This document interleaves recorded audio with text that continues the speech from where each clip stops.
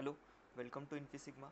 आज के हम इस वीडियो में देखने वाले हैं जीसीसी मतलब जीएनयू कंपाइलर कलेक्शन ने जो टूल चेन प्रोवाइड किया है। तुम्हारा जो सी प्रोग्रामिंग का सोर्स कोड है उसका एग्जीक्यूटेबल बनने तक जो जो टूल्स उसमें यूज़ होते हैं हम स्टेप वाइज देखने वाले। उसके लिए मैंने एक रेफरेंस डायग्राम बनाया है, ये टूल चेन। अब यहाँ पे मल्टीपल टूल्स हैं जो मैं बोल रहा था, मतलब प्री प्रोसेसर है, कंपाइलर है, असेंबलर है, लिंकर है और लोडर है। सो हर एक टूल आपके फाइल को कैसे चेंज करता है वो हम देखने वाले हैं। First that is source code. अब आपने कोई भी एक सिंपल सी का प्रोग्राम लिखा, जो फॉर एग्जांपल मैंने यहाँ पे लिखा है hello.c। इसमें क्या क्या है, मैंने एक standard input output header file include की है, एक नंबर डिफाइन किया है, एक एंट्री वन फंक्शन लिखा है मेन जो प्रिंट कर रहा है हेलो वर्ल्ड, और जो नंबर हमने डिफाइन किया है उसको प्रिंट करने वाला है और रिटर्न करने वाला है।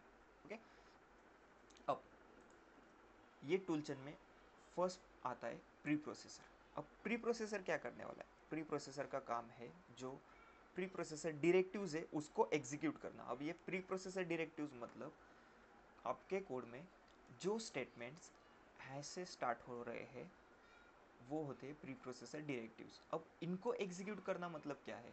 जो ये include stdio dot header file है, इसमें टेक्स्ट है कुछ तो लिखा हुआ है, आपके कोड में ऐड करना है।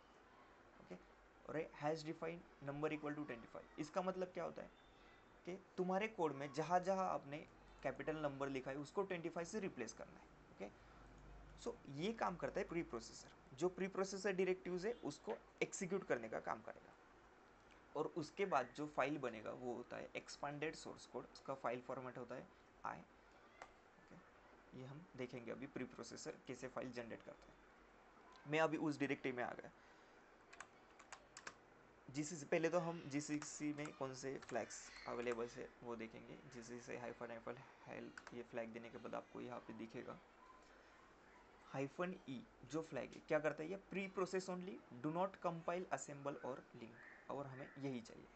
तो अब हम क्या करेंगे, जीसीसी हाइफन ई फ्लैग देंगे हेलो डॉट सी जो हमारा सोर्स कोड था, और hyphen O flag is for output. आपको फाइल नेम क्या चाहिए उसका नाम हम देंगे hello dot I expanded source code. Enter press करेंगे। अब अगर आप यहाँ पे देखते हो तो हेलो डॉट आई फाइल क्रिएट हो गई। ये फाइल मैं आपको ओपन करके दिखाता हूँ एक्चुअल में क्या कहना चाहता था। अगर आपने यहाँ पे देखा तो ये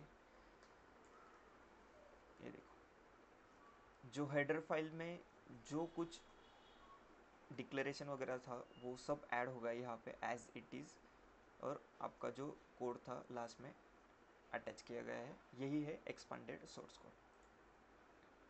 ओके, उसके बाद आता है कंपाइलर।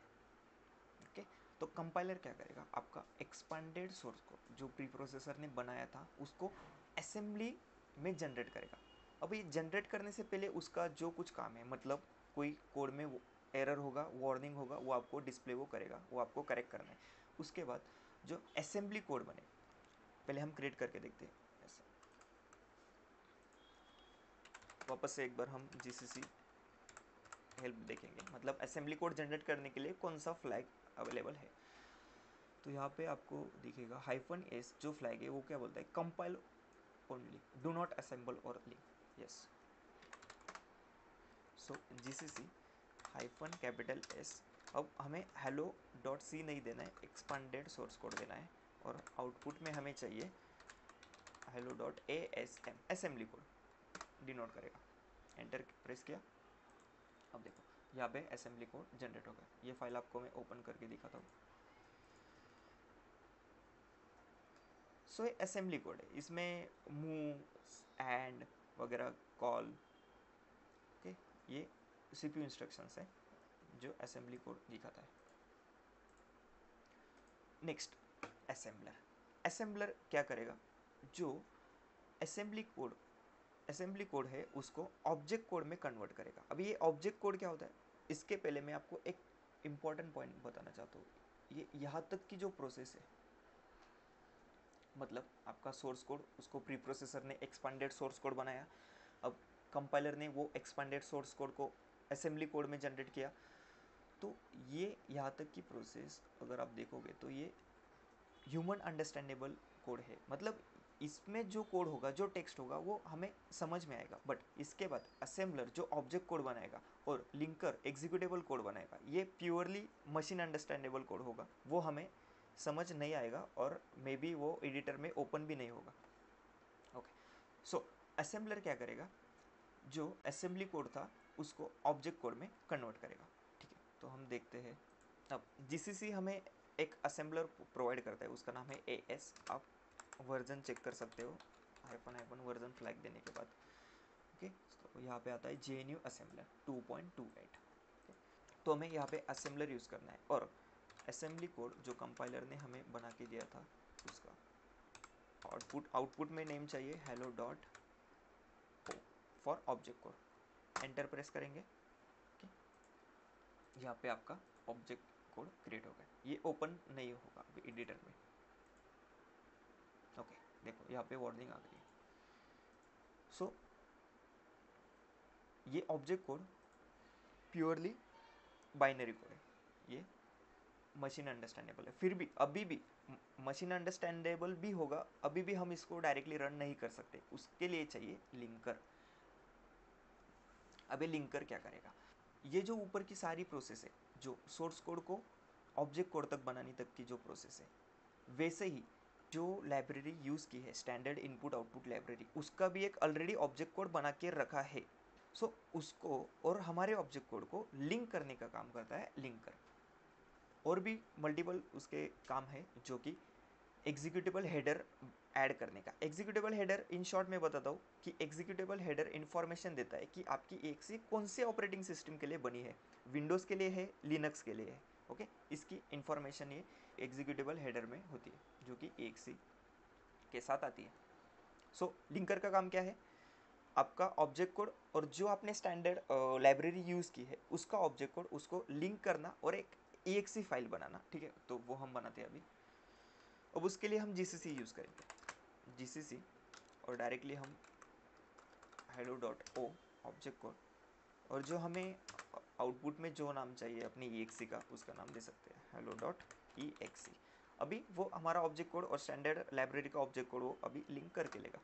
ओके, और यहाँ पे फाइनल आउटपुट आपको मिलेगा hello डॉट EXE।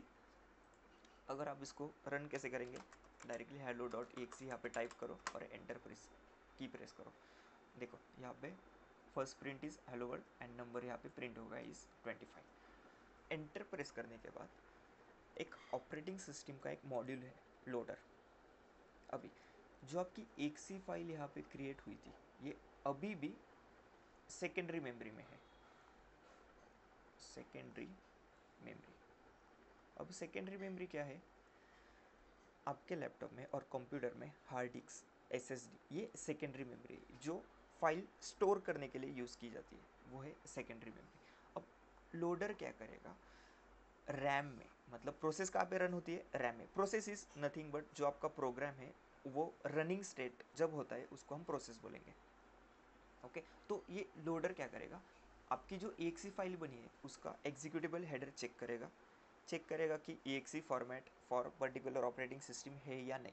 मतलब जो EXE आपने विंडोज़ के लिए बनाई है, आप विंडोज़ पे ही रन करने वाले हो या नहीं, लिनक्स के लिए बनाई आप लिनक्स पे ही रन करने वाले हो या नहीं, ये चेक करने का काम होता है लोडर का। अगर ये मिसमैच होता है तो वो लोड करेगा नहीं, फेल होगा वहाँ। फॉर एग्जाम्पल हम विंडोज़ पे रन करने वाले हैं, तो वो अब एक प्रोसेस क्रिएट करेगा। प्रोसेस क्रिएट करना मतलब क्या है कि एक पर्टिकुलर रैम पे मेमोरी देना कि जहाँ पे आपकी अभी EXE रन होने वाली है, तो प्रोसेस क्रिएट होगी और वो रन होगी। दैट इज़ जो हमने यहाँ पे EXE टाइप करके एंटर किया। ओके, तो ये हमारी प्रोसेस रन हुई, टर्मिनल पे हमें आउटपुट मिला। सो ये हो गया पूरा प्रोसेस, आपका सोर्स कोड से लेके वो प्रोसेस कैसे बनती है वहाँ तक की जर्नी। ओके, इसमें कोई डाउट होगा तो मुझे कमेंट सेक्शन में बताइए। Okay, yes, thank you.